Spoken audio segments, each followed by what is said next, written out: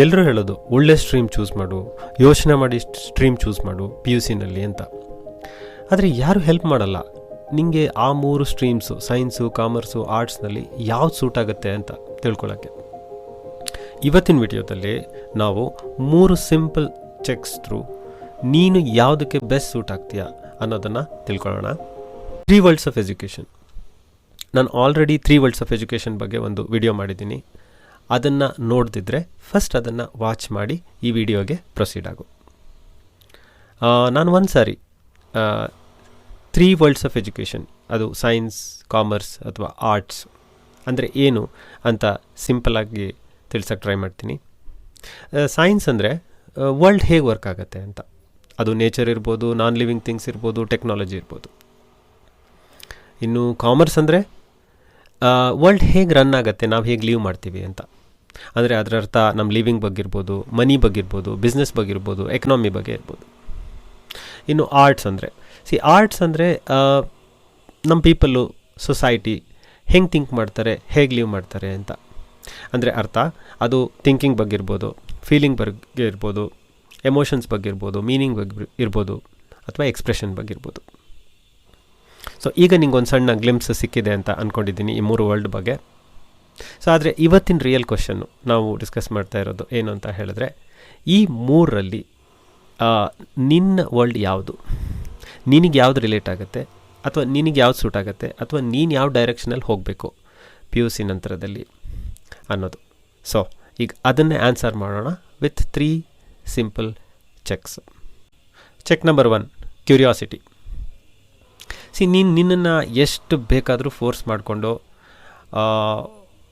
ಒಂದು ವಿಷಯನ ಓದ್ಬೋದು, ಒಂದು ಕೆಲಸ ಮಾಡ್ಬೋದು, ಮಾರ್ಕ್ಸ್ ತೆಗಿಬೋದು, ಪೇರೆಂಟ್ಸ್ಗೂ ಖುಷಿಪಡಿಸ್ಬೋದು, ಟೀಚರ್ಸ್ಗೂ ಹ್ಯಾಪಿ ಮಾಡ್ಬೋದು.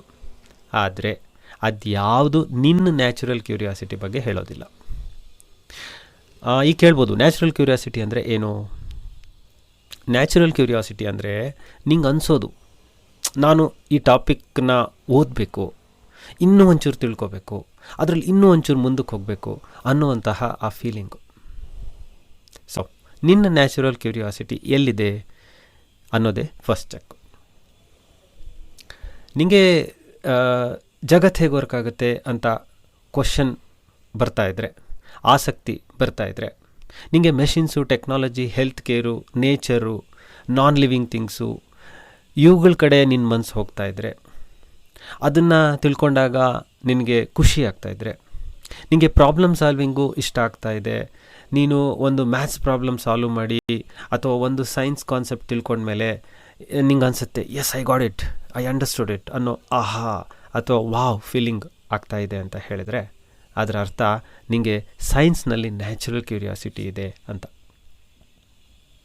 ನಿಂಗೆ ಯಾವಾಗಲೂ ಮನಿ ಬಗ್ಗೆ, ಬಿಸ್ನೆಸ್ ಬಗ್ಗೆ, ಸಕ್ಸಸ್ ಬಗ್ಗೆ ಮತ್ತು ಈ ಕಂಪನೀಸು, ಸಿಸ್ಟಮ್ಸ್ ಬಗ್ಗೆ ಥಿಂಕ್ ಮಾಡಬೇಕು ಅನಿಸಿದರೆ, ನಿಮಗೆ ಆರ್ಗನೈಸ್ ಮಾಡೋಕ್ಕೆ, ಪ್ಲ್ಯಾನಿಂಗ್ ಮಾಡೋಕ್ಕೆ, ಮ್ಯಾನೇಜ್ ಮಾಡೋಕ್ಕೆ, ಜನರಿರ್ಬೋದು ಅಥವಾ ನಿಂಗೆ ಕೊಟ್ಟಿರೋ ರೆಸ್ಪಾನ್ಸಿಬಿಲಿಟಿ, ರಿಸೋರ್ಸ್ ಇರ್ಬೋದು, ಮುಂದೆ ಹೋಗ್ತೀಯಾ, ಎಂಜಾಯ್ ಮಾಡ್ತೀಯಾ ಅಂದರೆ,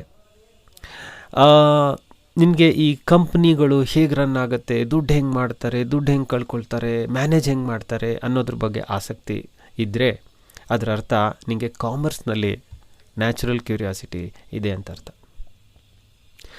ನೀನು ಯಾವಾಗಲೂ ಜನರ ಬಗ್ಗೆ, ಸಮಾಜದ ಬಗ್ಗೆ, ಎಮೋಷನ್ಸ್ ಬಗ್ಗೆ, ಸ್ಟೋರೀಸ್ ಬಗ್ಗೆ ಥಿಂಕ್ ಮಾಡ್ತಾಯಿದ್ರೆ, ನಿಮಗೆ ಡಿಸ್ಕಷನ್ ಮಾಡೋದು, ರೈಟಿಂಗ್ ಮಾಡೋದು, ಅಥವಾ ಕಮ್ಯುನಿಕೇಷನ್ ಮಾಡೋದು, ಅಥವಾ ಹ್ಯೂಮನ್ ಬಿಹೇವಿಯರ್ಸನ್ನು ಅಬ್ಸರ್ವ್ ಮಾಡೋದು ತುಂಬ ಇಷ್ಟ ಆಗ್ತಾಯಿದ್ರೆ, ನಿಮಗೆ ಯಾವಾಗಲೂ ಜನ ಯಾಕೆ ಹೀಗೆ ಥಿಂಕ್ ಮಾಡ್ತಾರೆ, ಜನ ಯಾಕೆ ಹಂಗೆ ಬಿಹೇವ್ ಮಾಡ್ತಾರೆ ಅಂತ ಮೇಲಿಂದ ಮೇಲೆ ಕ್ವಶನ್ಸ್ ಬರ್ತಾಯಿದ್ರೆ, ಅದರ ಅರ್ಥ ನಿಮಗೆ ಆರ್ಟ್ಸ್ನಲ್ಲಿ ಕ್ಯೂರಿಯಾಸಿಟಿ ಇದೆ ಅಂತ ಅರ್ಥ. ಸೊ ಎಲ್ಲಿದೆ ನಿನ್ನ ಕ್ಯೂರಿಯಾಸಿಟಿ ಅನಿಸುತ್ತೆ? ಈಗ ಚೆಕ್ 2 ನೋಡೋಣ. ಅದು ಎನರ್ಜಿ.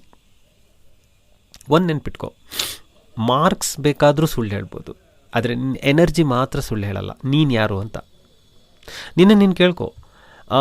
ಏನನ್ನಾದರೂ ಓದಿದ್ಮೇಲೆ ಅಥವಾ ಲರ್ನಿಂಗ್ ಮಾಡಿದ್ಮೇಲೆ ನಿಮಗೆ ಎನರ್ಜಿ ಫ್ಲೋ ಆದಂಗೆ ಅನಿಸ್ತಾ, ಮೆಂಟಲಿ ಸ್ಯಾಟಿಸ್ಫೈ ಆದಂಗೆ ಅನಿಸ್ತಾ, ಫೀಲ್ ಆಯಿತಾ? ಅಥವಾ ನಿನ್ನ ಎನರ್ಜಿ ಡ್ರೈನ್ ಆದಂಗೆ ಅನಿಸ್ತಾ, ಅಥವಾ ಮೆಂಟಲಿ ಬೋರ್ ಅಥವಾ ಅನ್ಕಂಫರ್ಟಬಲ್ ಆದಂಗೆ ಅನಿಸ್ತಾ? ಅವೇ ಎನರ್ಜಿ ಕ್ವಶನ್ಸ್ಗಳು. ಈಗ ಈ ಕ್ವಶನ್ಸ್ನ ನೀನು ಸೈನ್ಸು ಮ್ಯಾಥ್ಸು ಓದೋವಾಗ ಮಾಡುವಾಗ ಕೇಳ್ಕೊ. ಎನರ್ಜಿ ಫ್ಲೋ ಆಗ್ತಾ ಇದೆ ಅಂದರೆ ಅರ್ಥ ನಿನ್ನ ಮುಂದಿನ ದಾರಿ ಸೈನ್ಸ್ ಅಂತ ಹೇಳ್ತಾ ಇದೆ ಅಂತ ಅರ್ಥ. ಈ ಕ್ವಶನ್ಸ್ನ ಸೋಷಿಯಲ್ನಲ್ಲಿ ಎಕನಾಮಿಕ್ಸ್ ಓದುವಾಗ, ಬಿಸ್ನೆಸ್ ಸ್ಟಡೀಸ್ ಚಾಪ್ಟರ್ಸ್ ಓದುವಾಗ ಕೇಳ್ಕೊ. ಎನರ್ಜಿ ಫ್ಲೋ ಆದರೆ ಅದರ ಅರ್ಥ ನಿನ್ನ ಮುಂದಿನ ದಾರಿ ಕಾಮರ್ಸ್ ಅಂತ ಹೇಳ್ತಾ ಇದೆ ಅಂತ ಅರ್ಥ. ಅದೇ ಈ ಕ್ವಶನ್ಸ್ಗಳನ್ನು ಲ್ಯಾಂಗ್ವೇಜಸ್ ಓದುವಾಗ ಅಥವಾ ಸೋಷಿಯಲ್ನಲ್ಲಿ history, political science, sociology, geography ಓದುವಾಗ ಕೇಳ್ಕೊ. ಎನರ್ಜಿ ಫ್ಲೋ ರಿಯಲಿ ಆಗ್ತಾ ಇದೆ ಅಂದರೆ ನಿನ್ನ ಮುಂದಿನ ದಾರಿ ಆರ್ಟ್ಸ್ ಕಡೆಗೆ ಅಂತ ಅರ್ಥ. ನೆನ್ಪಿಟ್ಕೊ, ನಿನ್ನ ಎನರ್ಜಿ ಫ್ಲೋ ಪ್ಯಾಟ್ರನ್ನು ನೀನು ಒಂದು ಸಬ್ಜೆಕ್ಟ್ ಜೊತೆ ಎಷ್ಟು ವರ್ಷ ಇರ್ತೀಯಾ ಅಥವಾ ಇರೋಕ್ಕಾಗತ್ತಾ, ಕಂಟಿನ್ಯೂಸ್ ಆಗಿ ಓದೋಕ್ಕಾಗತ್ತಾ ಅನ್ನೋದನ್ನು ಡಿಸೈಡ್ ಮಾಡುತ್ತೆ. ಸೊ ನಿನ್ನ ಎನರ್ಜಿ ಯಾವ ಕಡೆ ಹೋಗ್ತಾ ಇದೆ ಅನಿಸುತ್ತೆ ನಿಮಗೆ? ಇನ್ನು check number 3, the last one, problem solving. Real ಲೈಫ್ನಲ್ಲಿ ನೂರಾರು ಥರ ಪ್ರಾಬ್ಲಮ್ಸ್ಗಳಿದ್ದಾವೆ, ಎಲ್ಲ ಡಿಫ್ರೆಂಟ್ ಟೈಪ್ ಕೂಡ. ಅದರಲ್ಲಿ ನಿಂಗೆ ಯಾವ ಥರ ಪ್ರಾಬ್ಲಮ್ಸ್ನ ಸಾಲ್ವ್ ಮಾಡೋಕ್ಕೆ ಅಥವಾ ನಿಂಗೆ ಯಾವ ಥರ ಪ್ರಾಬ್ಲಮ್ಸ್ ಮೇಲೆ ವರ್ಕ್ ಮಾಡೋಕ್ಕೆ ಇಷ್ಟ ಆಗುತ್ತೆ? ಯಾಕಂದರೆ ಮುಂದೆ ಜೀವನದಲ್ಲಿ ನಿಂಗೆ ಯಾರಾದರೂ ಪೇ ಮಾಡ್ತಾರೆ ಅಂದರೆ ಅರ್ಥ ನೀನು ಅವರದ್ದು ಯಾವುದಾದ್ರೂ ಪ್ರಾಬ್ಲಮ್ಮು ಸಾಲ್ವ್ ಮಾಡಿಕೊಡ್ತಿದ್ಯಾ ಅಂತ. ಈಗ ನಿಮಗೆ ಲಾಜಿಕಲ್ ಪ್ರಾಬ್ಲಮ್ಸು, ಟೆಕ್ನಿಕಲ್ ಪ್ರಾಬ್ಲಮ್ಸು, ಹಾಗೆ ಫ್ಯಾಕ್ಚುಯಲ್ ಪ್ರಾಬ್ಲಮ್ಸು ಸಾಲ್ವ್ ಮಾಡೋಕ್ಕೆ ಇಷ್ಟ ಆದರೆ ಅದರ ಅರ್ಥ ನಿಂದು ಮೋರ್ ಆರ್ ಲೆಸ್ಸು ಸೈನ್ಸ್ ವಿಷಯ ಅಂತ, ಸೈನ್ಸ್ ಕಾಂಟೆಕ್ಸ್ಟ್ ಅಂತ. ಈ ಪ್ರಾಕ್ಟಿಕಲ್ ಪ್ರಾಬ್ಲಮ್ಸು, ಮನಿ ರಿಲೇಟೆಡ್ ಪ್ರಾಬ್ಲಮ್ಸು, ಡಿಸಿಷನ್ ಹೆಂಗೆ ಮಾಡೋದು ಅನ್ನೋ ಪ್ರಾಬ್ಲಮ್ಸ್ಗಳನ್ನು ನೀನು ಸಾಲ್ವ್ ಮಾಡ್ತಾ ಇದೆಯಾ ಅಂದರೆ ಅರ್ಥ ನಿಂದು ಮೋರ್ ಆರ್ ಲೆಸ್ಸು ವಿಷಯ ಕಾಮರ್ಸು ಅಂತ. ಇನ್ನು human problem, social problem, communication problem, emotional problem ಇವೆಲ್ಲ ಸಾಲ್ವ್ ಮಾಡೋಕ್ಕೆ ಇದ್ದರೆ ಅಥವಾ ನಿಂಗೆ ಸುಟ್ಟಾದರೆ ಅದರ ಅರ್ಥ ನಿಂದು ಮೋರ್ ಆರ್ ಲೆಸ್ ಆರ್ಟ್ಸ್ ವಿಷಯ ಅಂತ. ಸೊ ನೀನು ಯಾವ ಪ್ರಾಬ್ಲಮ್ ಸಾಲ್ವ್ ಮಾಡೋಕ್ಕೆ ಇಷ್ಟಪಡ್ತೀಯ? ಈಗ ಒಂದು ಸಣ್ಣ ಇಂಪಾರ್ಟೆಂಟ್ ವಾರ್ನಿಂಗು, ಇದನ್ನು ಕರೆಕ್ಟಾಗಿ ಕೇಳಿಸ್ಕೊ. ಈ ಸೈನ್ಸು, ಕಾಮರ್ಸು, ಆರ್ಟ್ಸ್ ಅನ್ನೋದು ಒಂಥರ ಸ್ಟ್ರಿಕ್ಟ್ ಕಂಪಾರ್ಟ್ಮೆಂಟು ಅಂತ ತಿಳ್ಕೊಬೇಡ.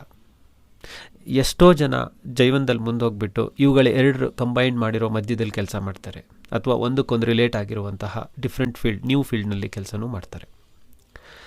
ಹಾಗಾದರೆ ನಾವೇನು ಮಾಡೋಕ್ಕೆ ಟ್ರೈ ಮಾಡಿದ್ವಿ ಈ ವಿಡಿಯೋದಲ್ಲಿ ನಾವೇನು ಟ್ರೈ ಮಾಡ್ತಾ ಇದ್ದೀವಿ ಅಂತ ಹೇಳಿದ್ರೆ, ಈ ಮೂರರಲ್ಲಿ ನಿಂದು ಪ್ರೈಮರಿ ವಿಷಯ ಯಾವುದು, ಅಥವಾ ಪ್ರೈಮರಿ ಎನರ್ಜಿ ಎಲ್ಲಿದೆ ನಿಂದು, ಅಥವಾ ನಿನ್ನ ಪ್ರೈಮರಿ ಕ್ಯೂರಿಯಾಸಿಟಿ ಎಲ್ಲಿದೆ ಅನ್ನೋದನ್ನು ಚೆಕ್ ಮಾಡೋಕ್ಕೆ ಅಥವಾ ತಿಳ್ಕೊಳ್ಳೋಕ್ಕೆ ಟ್ರೈ ಮಾಡಿದ್ದೀವಿ. ಯಾಕಂತ ಹೇಳಿದ್ರೆ ನೀನು ಯಾವುದಾದ್ರೂ ಒಂದು ಡೈರೆಕ್ಷನ್ ಹಿಡಿಬೇಕಾಗತ್ತೆ 10th ಆದಮೇಲೆ, as per our education system ಅಥವಾ as per our life. So ಅದು ಈ ವಿಡಿಯೋದ ಉದ್ದೇಶ ಆಗಿತ್ತು.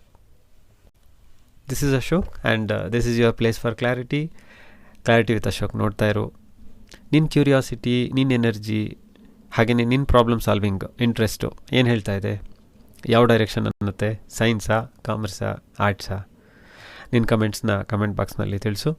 ಮುಂದಿನ ವಿಡಿಯೋದಲ್ಲಿ ಮತ್ತೆ ಸಿಗೋಣ. ಅಲ್ಲಿವರೆಗೆ ಟೇಕ್ ಕೇರ್, ಬಾಯ್.